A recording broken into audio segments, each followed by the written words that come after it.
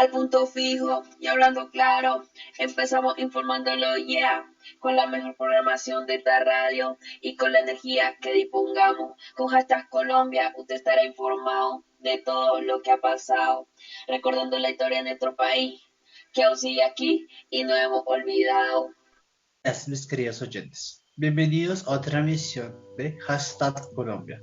El día de hoy, lunes 30 de mayo, son las 12:31 am. Pues en este podcast vamos a hablar sobre los acuerdos de paz, pero nos centraremos en los acuerdos de la Uribe Meta. Este podcast va a estar dividido en 4 secciones. En la primera sección vamos a hablar sobre los acuerdos de la Uribe y sus antecedentes. En la segunda sección hablaremos sobre las negociaciones y la firma. En la tercera sección sobre los acuerdos y en la cuarta sección se hablará sobre las consecuencias y los aspectos. Pero Nico y compañeras, antes de empezar, no sé si han escuchado, pero hace un poco tiempo de años encontraron 4 militares muertos en la zona rural de Uribe Meta, donde fueron atacados de manera indiscriminada con artefactos explosivos y rapas de fusil por presuntos integrantes del grupo armado residual que delinquen en la zona. Este es un ejemplar de lo que ha pasado muchos años atrás en dicho territorio, a los cuales se han tratado de llevar a los acuerdos de paz. Bueno, ahora vamos, respecto a este tema, vamos a hablar sobre los acuerdos de la Uribe en la sección 1. Bueno, vamos a empezar hablando qué son.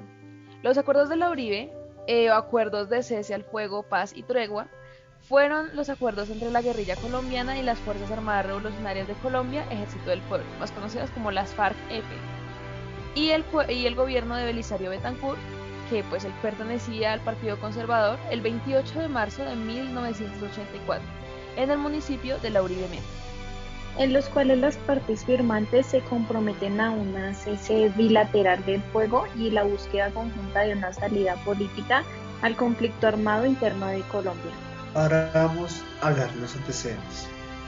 Finalizando el gobierno de Julio César Turbay, en 1982, el Partido Comunista Colombiano planteó la tesis Solución Política Negociada, con la que pretendía cesar las torturas a las que eran sometidos los guerrilleros presos durante los años 60 y 60, donde de hecho en 1978 Turbay firmó el decreto Ley 1923 del Estatuto de Seguridad.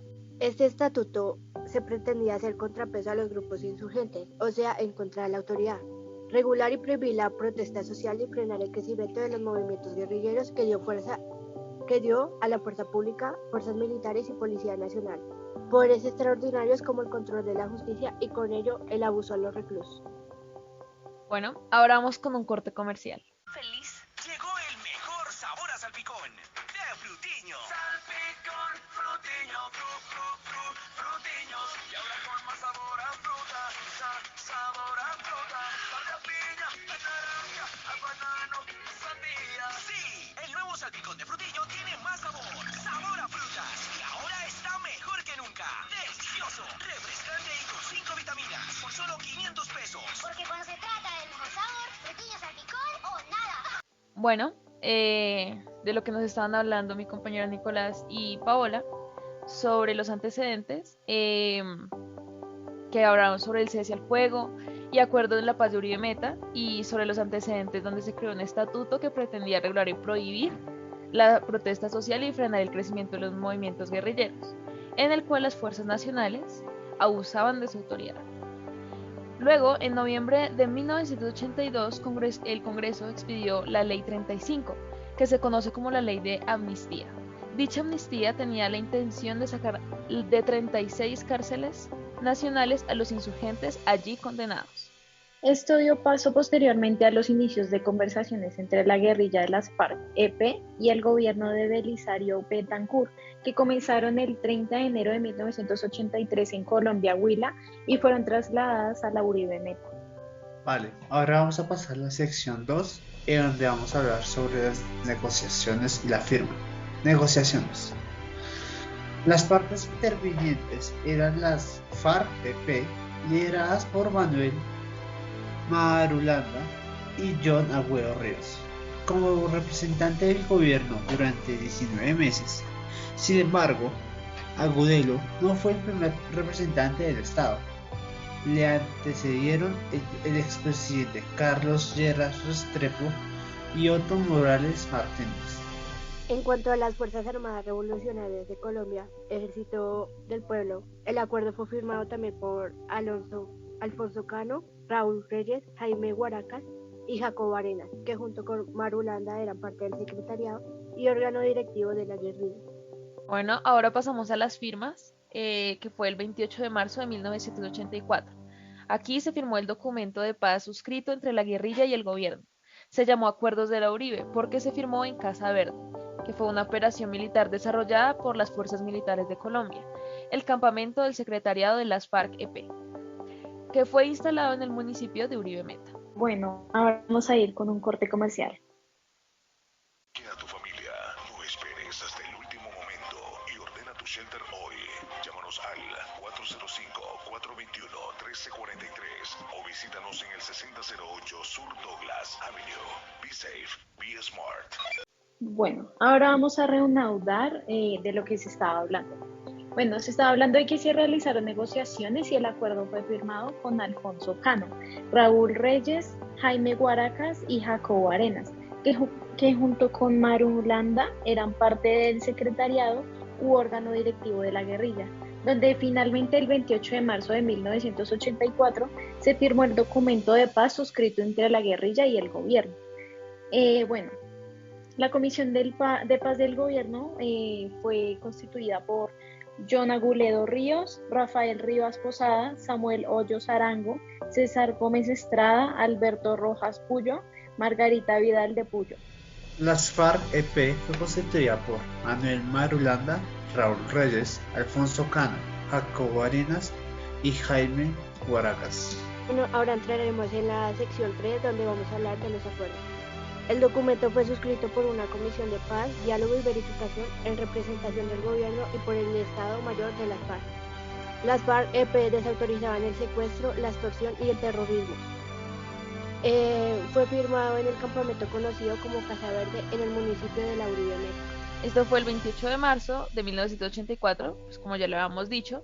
Las FARC-EP ordenaron el cese al fuego a sus 30 frentes guerrilleros, mientras que el presidente Betancourt también ordenó lo mismo a todas las autoridades civiles y militares del país. Sin embargo, el pacto nunca contempló la entrega de armas por parte de la insurgencia. A discreción de la Comisión de Verificación, acordaron que cuando hubieran cesado los enfrentamientos armados, se abriría un periodo de prueba de 1 año para que los integrantes de las FARC-EP se organizaran política, económica y socialmente, según su libre decisión y acogerse a los beneficios de la Ley 35 de 1982 y decretos complementarios.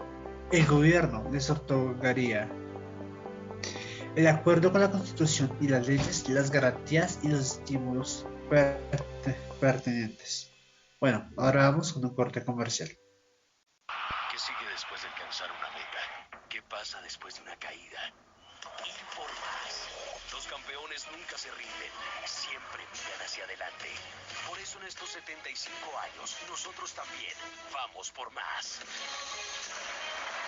Más nutrición, más energía, más apoyo, más trabajo en equipo. Milo, 75 años en Colombia. Vamos por más. Milo te da energía. La meta la pones tú. Nestlé, a gusto con la vida.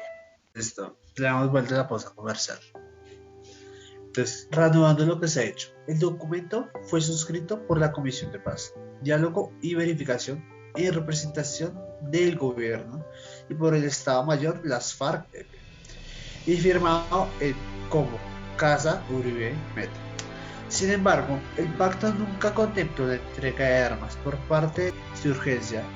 El gobierno les otorgaría, de acuerdo con la Constitución y las leyes, las garantías y estímulos pertinentes. Vale, los acuerdos que lo contemplan. El primero, cese al fuego desde el 28 de mayo de 1984. Segundo, las FARC-EP les autorizan el secuestro, la extorsión y el terrorismo. Tercero, La orden presidencial será a las personas que cumplen las leyes. Cuarto, comisiones y subcomisiones de paz en Caquetá, Meta, Santander, Arauca, Magdalena, Antioquia, Huila, Putumayo y Valle del Cauca. Quinto, Comisión Nacional de Verificación en Meta, Caquetá, Huila, Tolima y Meta. Sexto, con el cese verificado de enfrentamientos se abre un periodo de prueba para que las FARC-EP vuelvan a la vida civil. Séptimo, las FARC-EP podrán acogerse a los beneficios de la Ley 35 de 1982. Octavo, el gobierno tiene la voluntad de promover la modernización de las instituciones políticas, impulsar la reforma agraria, facilitar la organización sindical, incrementar la educación, la salud, vivienda y empleo, protección de derechos ciudadanos, iniciativas de paz. Noveno, mejoramiento de condiciones para la acción política y participación electoral. Décimo, el acuerdo será válido para otros grupos y de acuerdo con las partes. 11. Ratificación presidencial, al acto que constituye la confirmación de una función o encargo. Ahora vamos a continuar con la sección 4 que corresponden a las consecuencias que conllevaron estos acuerdos. En noviembre de 1985 se conforma una plataforma de lanzamiento de un nuevo y amplio movimiento político que surge en la vida política nacional denominado Unión Patriótica, UP, en el que participan integrantes de las FARC-EP, miembros de partidos políticos, sociedad civil y sindicalistas, entre otros. Movimiento de la Unión Patriótica en 1986 participó en las elecciones para corporaciones públicas, eligiendo a más de 350 concejales, 23 diputados, 9 representantes a la Cámara y 6 senadores al Congreso de la República, en desarrollo de una hábil y amplia política de alianzas. Participa igualmente en las elecciones para la presidencia y obtiene más de 350.000 votos, algo nunca antes visto en la historia de la izquierda colombiana. Este movimiento se convierte en el elemento político contrario al bipartidismo, liberal y conservador, motivando de esta manera las ariadas reacciones de los sectores más militaristas de la oligarquía colombiana. La magia del narcotráfico, organismos de inteligencia del Estado y los paramilitares quienes se propusieron a exterminarlo. Bueno, iremos a una pausa comerciales y ya regresamos. Ya no son como mi café. Águila Roja. Unos otros claros, otros alegremente oscuros. Sin fronteras, sin barreras, son reyes su bandera. Se mezclan con todos, son inmensamente cálidos. Son alegrías de sabor. Colombia, tomémonos un tinto. Café Águila Roja. Seamos amigos. Águila Roja. Tomémonos un tinto. Café Águila Roja. Seamos amigos. Café Águila Roja.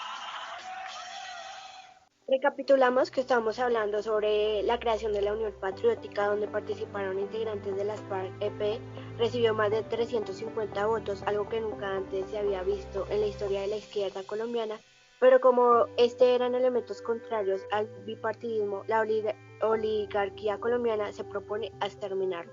Desde entonces se ha desatado una ola de asesinatos sin precedentes.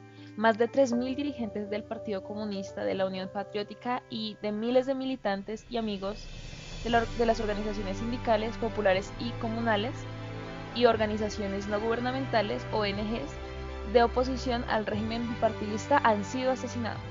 De este exterminio se produce el retorno de guerrilleros al monte, el retorno a las actividades armadas, el rompimiento del acuerdo a principios de 1990, con la invasión a la Casa Verde por parte del ejército. Ahora vamos a pasar con los aspectos, tanto los favorables como los desfavorables. Primero, los favorables. El gobierno reconoció a las FARC-EP y a otras fuerzas guerrilleras como actores políticos. Segundo, se entendió que Colombia requería un proceso de apertura democrática. Y tercero, se creó la Unión Patriótica como representación legal de los intereses políticos de las FARC y participación política en la disputa democrática por el poder. En los aspectos desfavorables encontramos que no hubo un proyecto definido ni cronogramas o fechas límites. Segundo, poca o escasa difusión y apropiación social de los acuerdos. Tercero, demasiados actores sociales. Y cuarto y por último, genocidio de la Unión Patriótica, desprotección del Estado y radicalización de las FARC. Bueno, esto fue todo, espero que les haya gustado muchísimo. Nos vemos en la próxima edición de Hashtag Colombia. Muchas gracias por estar aquí. Hasta luego. Al punto fijo y hablando claro, empezamos informándolo yeah, con la mejor programación de esta radio y con la energía que dispongamos. Con Hashtag Colombia usted estará informado de todo lo que ha pasado, recordando la historia de nuestro país, que aún sigue aquí y no hemos olvidado.